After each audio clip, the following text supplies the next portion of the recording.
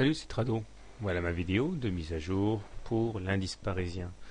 Je suis très perturbé par la bougie du jour, puisque si nous avons ouvert en dessous du canal noir, eh bien des achats ont eu lieu et finalement nous terminons à l'intérieur du canal noir. Donc j'ai envie de dire que dans un premier temps, l'essentiel est sauf pour ceux qui jouaient le canal, puisque celui a été préservé en clôture, mais j'ai du mal à croire qu'il n'ait pas été fragilisé par cette ouverture en dessous.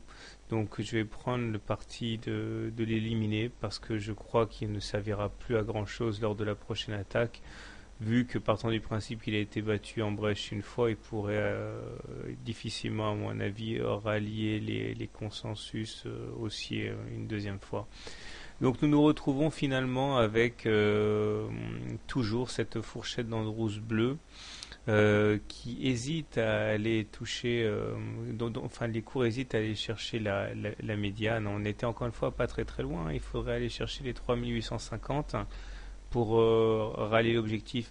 Pour être honnête, qu'on soit haussier ou baissier, je pense qu'on a intérêt à aller chercher cette médiane parce qu'elle joue comme une épée de Damoclès. C'est l'objectif naturel de la consolidation en cours. Et tant qu'on ne l'aura pas touché, eh bien, on sera toujours tenté d'aller la visiter à la moindre faiblesse. Donc, j'aurais bien aimé qu'on aille la chercher, ce n'a pas été le cas, mais cela demeure l'objectif tant qu'on n'aura pas cassé par le haut la, la fourchette d'Andrews. Alors, comme il faut bien trouver un canal quelque part, j'en ai deux qui éventuellement peuvent servir. J'ai celui-là,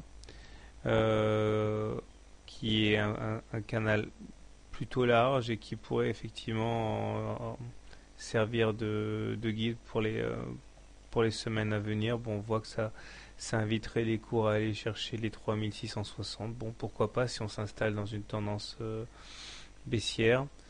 Mais pour l'instant, on va voir déjà si les cours arrivent à rebondir sur les 3867.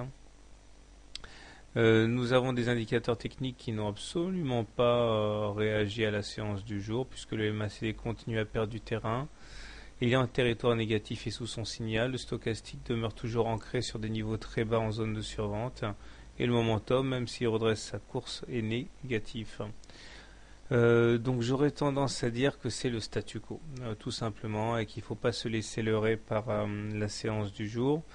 En ce sens, il est tout à fait envisageable, d'ailleurs c'est mon scénario privilégié, pour qu'on aille chercher la moelle mobile à cette séance demain, mais tant qu'on n'aura pas réussi à casser cet M7, eh bien, nous serons condamnés sans doute à visiter de nouveau plus bas.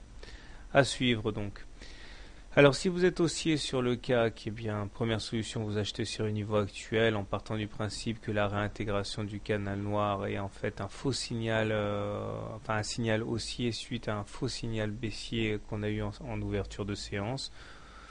Soit vous attendez éventuellement qu'on aille chercher cette fameuse médiane pour acheter. Si vous êtes baissier, je pense que le point intéressant à shorter, c'est la M7 et pour les plus patients, la M20.